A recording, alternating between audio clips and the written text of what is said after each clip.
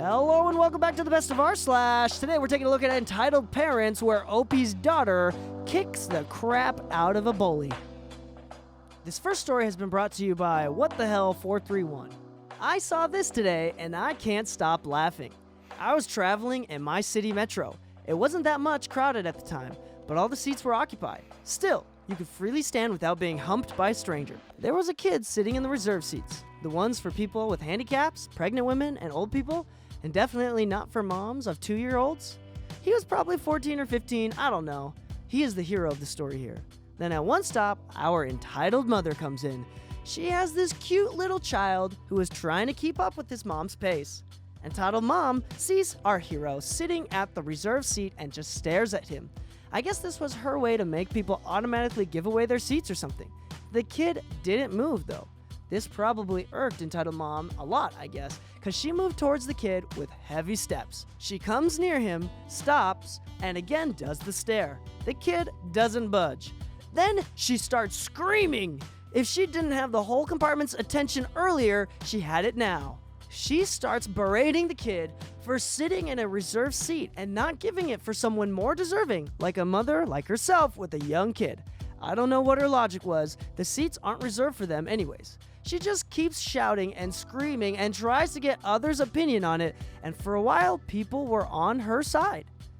Then the kid, out of nowhere, rolls the right side of his jeans up and detaches the artificial leg and keeps it in front of Entitled Mother. The look on her face was priceless. It looked like she was mortified and embarrassed at the same time. She just backed away silently and just got off on the next stop. I don't think that was her stop. Yo, that is actually an amazing story to witness. Thank you so much, OP. This next story has been posted by Shy Girl Turned Sassy. I lived in Melbourne, Australia for about a year, 2013 to 2014. There, I met a gorgeous same-sex couple, Brian and Derek, whose names have been changed. They were both bisexual. They lived in the same building as me, on the floor directly above mine. I soon entered into a sexual relationship with both of them. We would have threesomes and sometimes gangbangs. Besides the awesome sex, I also became really good friends with them and we're still in touch. It was tons of fun for all involved. Among my neighbors were a middle-aged couple with 2 children. They lived right across the hallway from me and were quick to judge us after seeing Brian and Derek exiting my apartment early in the morning on more than one occasion. The woman, Karen, asked me in the elevator what I was doing with those 2 gay guys. I politely told her that it was none of her business. Once she kept on pestering me, I told her, if you must know, I'm friends with benefits with them. Now leave me alone. I still remember the look of shock on her face. I don't think she expected me to reply so brazenly. When I told Brian and Derek about this, they shared their own experience in dealing with them. This couple was rather homophobic too, and had tried to talk to the property manager about the f***ers moving into a building with families and children. They were told to fuck off, just not in so many words. But anytime either or both of these guys were in the elevator with them or ran into them in the parking lot, the husband, let's call him Todd, would stand between them and his kids while giving Brian and or Derek angry looks. Must have been trying to prevent their kids from catching the gay, lol.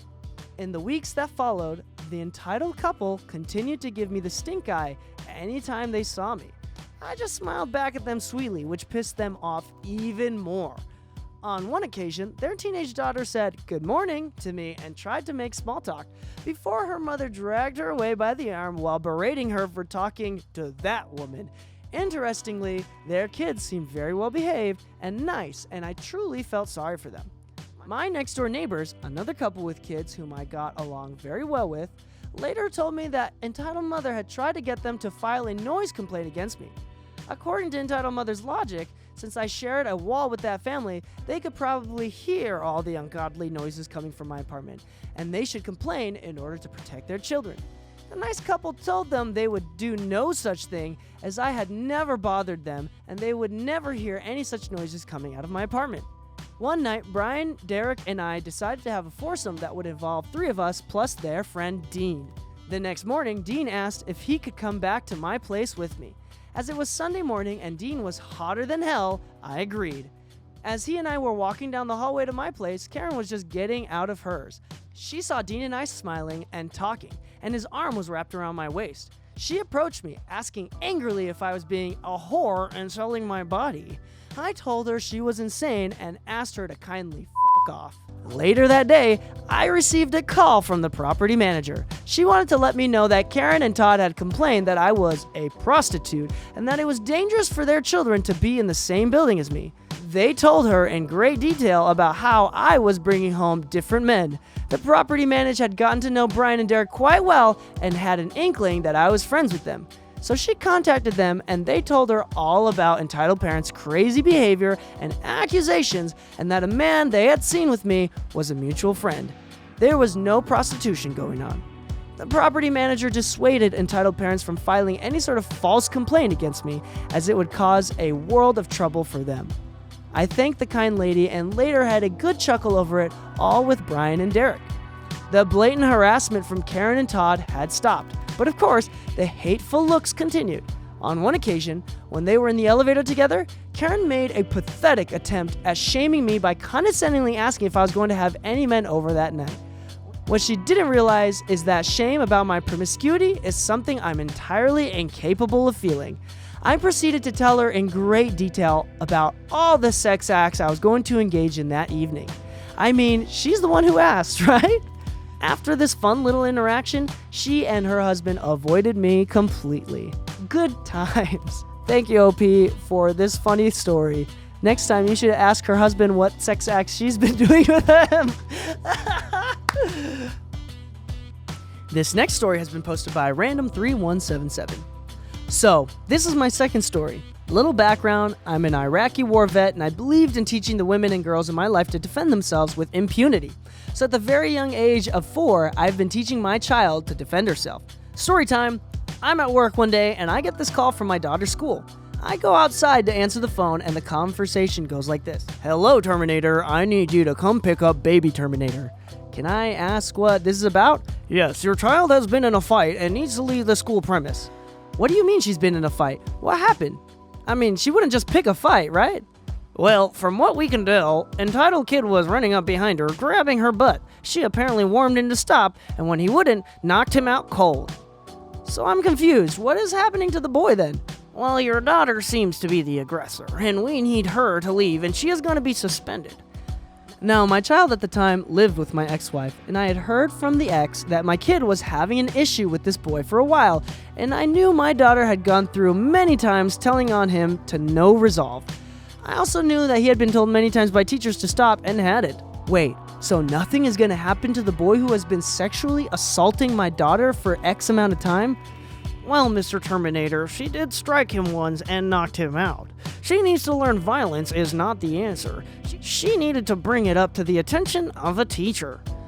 Okay, so what I'm hearing is that your school is saying it's okay to sexually assault a girl, and that the girl in question needs to just be a victim of assault over and over again or be punished. Is that about the gist of it?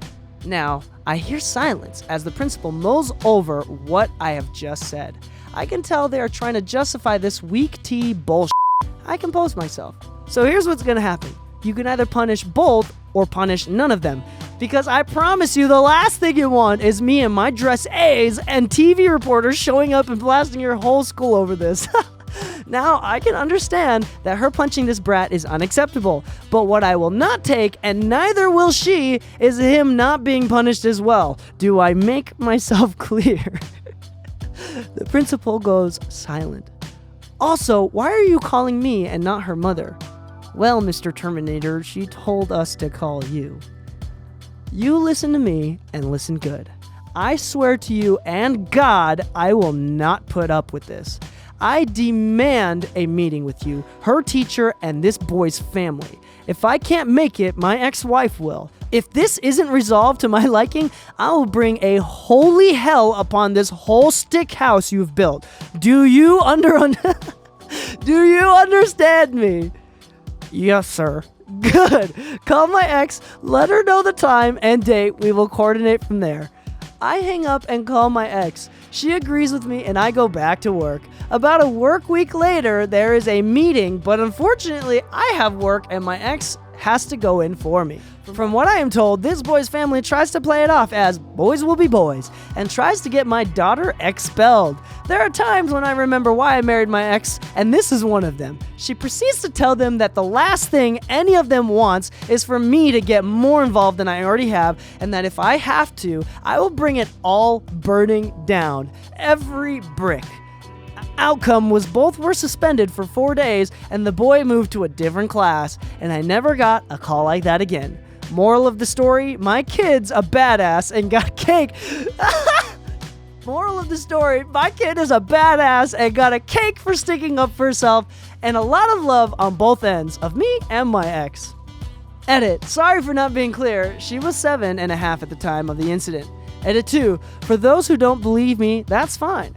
I have nothing to prove or answer for on Reddit of all places. Believe it me or not, call me names or don't, I didn't write this for upvotes, gold, or silver. I wanted to brag about my kid doing what I thought was the right thing.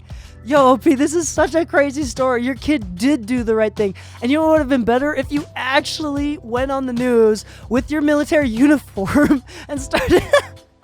Kiss X Sleep wrote in the comments, good on you both. I hate the boys will be boys phrase being used to justify terrible things. That's something you say when your son comes in covered in mud holding a jar of worms. That's not something you say when he's been copping a feel on an unwilling girl. Then I'm Not a Bot replies to that and says, your son just murdered hundreds of people. Boys will be boys. Hello, and thank you for listening to the best of Rslash. Did you know that we have a podcast up? Yes, that's right. Not only do we release content 7 days a week, but we now have it in audio-only formats just for you.